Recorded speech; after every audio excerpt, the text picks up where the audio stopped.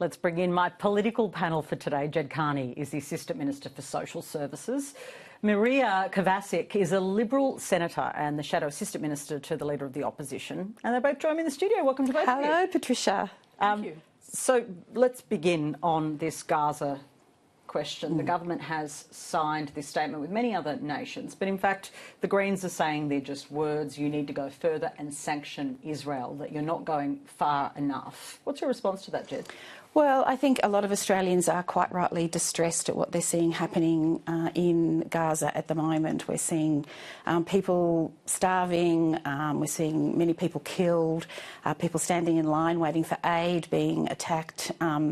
So I think, as Tony Burke said this morning, the statement is the strongest statement made to date by an Australian government. It has positioned ourselves with 25, 26 other countries. It's very strong, and it goes to other things as well as that. It naturally calls for a ceasefire and the release of the hostages, but it talks about corralling Palestinians, which is, against international law, displacing people from their own country. It goes to the occupied territories and saying that needs to stop as well. It is a very wide-ranging letter. I think it's a very strong letter, and it's giving a stronger statement yet that we need a ceasefire and we need it now. Maria, your colleague Jonathan Duniam, who's in the Shadow Cabinet, has said that signing the statement was a rather alarming move by the government. As Jed Carney just mentioned, we are in a group of 25 countries. Are you alarmed by this? We want to see an end to the conflict in Gaza. I think all Australians want that, and I think everybody globally wants to see that. I don't think a letter is going to solve the problem that we have here. This conflict has a deep-rooted history. I think the thing we need to understand that one of the things that could end this conflict in its current form very, very quickly would be the return of the hostages. Hamas refuses to do that. That was in the statement, though. Yeah. And right now we're seeing people trying to get aid, dying in large numbers. Surely that's unacceptable.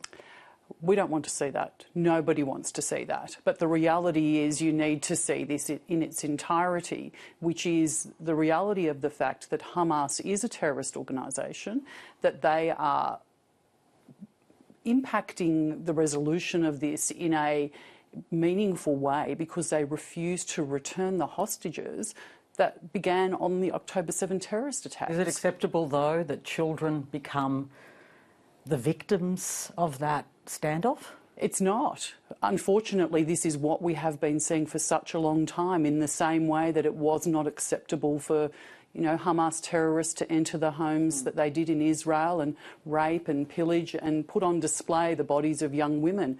This fundamentally is wrong. It should be abhorrent to all of us. I think what the letter clearly states is that it's very difficult to negotiate releasing of hostages when the attack on the people continue, and that if we do want peace and if we do want negotiations, then a ceasefire is the only way through, Patricia. OK, I want to change the topic and talk about this new parliament. Sam Mostyn suggests that you all less anger. I heard the word there's an angry tone. She wants less of that. She wants more respectful debate. Do you sign up to that, both of you? Yes, and she spoke about care as well, that we have to care for ourselves and for others, and I think that's an important element. I think one of the challenges in political discourse that we've seen not only in Australia but globally is that it's that, an attack style of politics. I think we need to have constructive and respectful debate in the way that, Susan Leader has spoken about, constructive where we can be, critical where we must, and that's an important way forward for the entire parliament, in my view. I would agree with that, Maria. I think that...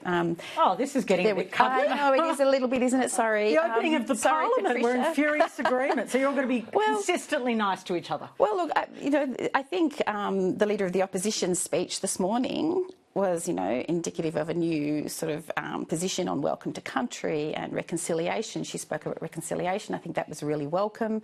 I think we're working constructively on the childcare issues. I think early signs are that, that we can work together and we can be constructive. OK. And I think one point to that, I don't have to agree with someone to be respectful towards them, but I do have to give them the opportunity to speak and put their position forward in a manner that is fair and reasonable. That's a powerful point. terms of the conflicts that we might see, I think it was Barnaby Joyce just yesterday suggesting that net zero should be the line in the sand where you go into battle with Labor. Jed Carney looks pained by that, but I know some of your colleagues relish that because you feel like you're on the winning side of that debate. So how does it land on you, having a fight over net zero? Well, I think my position is very clear. I believe. So when you hear him real. say that that's the kind of way to get out of this, does it fill you with despair? I don't agree with it. So I don't agree at all. I believe our way forward is to ensure that we have two key pillars to our energy policy, which is that we are part of a global effort, and I've said this before, to reduce emissions, but also to ensure that we have a stable and efficient and cheap's not the right word, but, affordable energy grid, right? That's what we need to do. And one thing I would say is if we have an opportunity to reduce pollution, why would we not do that? Why would we do something that would make it harder for our children and for future generations to actually manage the world we hand over to them? That doesn't make any sense to me. Well, on a current environmental disaster, algal bloom in South Australia, your government won't declare it a national emergency, but the South Australian Premier, Peter Malinauskas, says it certainly is. Why the hold-off? Well, my understanding is that there are definitions of national emergency. Change the definitions. That's what the Greens argue. Well, maybe you need to revisit it because it looks like a pretty big disaster unfolding. Well, right now it doesn't, Patricia, fit that definition. But, we are responding as if it is a very serious issue and we understand that people's livelihoods are at risk. We understand that this is an serious environmental problem, and we are working with the South Australian government to do the best we can to try to fix that. $14 million. I heard you before say drop in the ocean, but it's a significant amount that I think the South, which was a pun, yes, well done, which I think the South Australian government have welcomed that. It's going to go to help businesses, it's going to go to educate the public, investigate how and why this has happened. I think we are taking this very seriously. We have some of our most senior cabinet ministers reside in that good state, and so I'm sure, to say that we haven't been taking notice, I think is a reflection on them, and that's not the case. Okay. I want to just talk about a couple of the bills that are coming before the Parliament this week. We know that the childcare changes are coming before the Parliament, and so is the HECS 20% reduction. Now, Jonathan Duniam, the frontbencher responsible, indicated that there is perhaps a changed position on your side of politics. But I want you to reflect on, and I asked the same question yesterday for anyone who watches every day, and some people do, to Tim Wilson, whether the language of that it's elite to reduce the debts of students, whether you reject that now, because that was the language before the last Parliament, and it was quite alienating for some people. Look, I think the messaging more accurately would have been that there are other students, private colleges, kids going through trades and all the rest that would probably have benefited from it, an opportunity similar to that one, and perhaps we should have looked at something that benefits all young people. And one of the things, as you know, that are really important to me as an example is housing.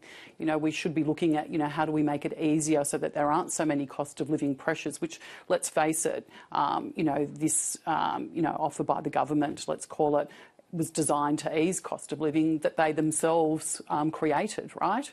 But ultimately, I would like to see, well, what are we going to do so that young Australians can afford to buy a home? And let's be frank, whether you go to uni or not, whether you're a tradie or you've got a degree, as a young person, it's going to be very, very hard for you to buy a home in this country. But your party says that it historically argues that it's the party of small government and aspiration. Isn't it the most aspirational of all things for young people to aspire to go to university and, upward mobility and to change their economic stance? Isn't that at the heart of that principle? I think at the heart of that principle is to aspire to do what you want to do. That's right, but that's part of it is university for a lot of people. For one person it might be a trade, for another person it might be uni, for somebody else it might be a different pathway, and we have to be open to all of that.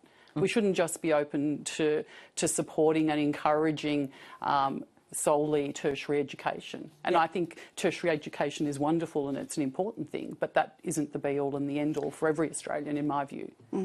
Well, if you listen to the Governor-General's speech today, I think it's quite clear that our agenda is enormous and that it's not the only thing, but it is an important thing. Like when we were knocking on doors and talking about this, it was incredibly popular. People loved it, and there's people who have HECS debts really welcomed it, and I think they're looking forward to it. They loved our, Medicare urgent care clinics. They loved the women's health package. They love our housing bill, which we are working tooth and nail. The Federation is making it difficult for the federal government to do very much, but we are pouring billions and billions of dollars into making housing more accessible and more affordable. There's a whole suite of things out there that are helping Australians with the cost of living, and I'm pretty proud of it. Okay, tomorrow's the first question time of this new parliament. Gentler, kinder. Is that what I should expect? A gentle, kind. I think it's going to be interesting. I think it'll be robust but fair. Yeah, I think it's going to be interesting, and I'm looking forward to it. And it needs to be. Australians expect us to hold the government to account, but they want to see it in a way that's reflective of their own expectations. I have to ask you something which has been niggling at me. Uh-oh. Something niggles at me, Jed. Something's niggling at me. I know. I've heard some of your colleagues off the record, but I want your reflections on this, sort of say, well, the Prime Minister better be careful about how he deals with Susan Lee. Now, there's lots of ways to hear that. If he's sexist to her, absolutely. But isn't that a bit of a sort of way of treating women like they can't have a debate? Like, shouldn't that be an equal exchange between leaders? I think Susan Lee has shown that she's an outstanding leader, and I say, underestimate her at your own peril. Good point. Thank you so much to both of you. Great pleasure.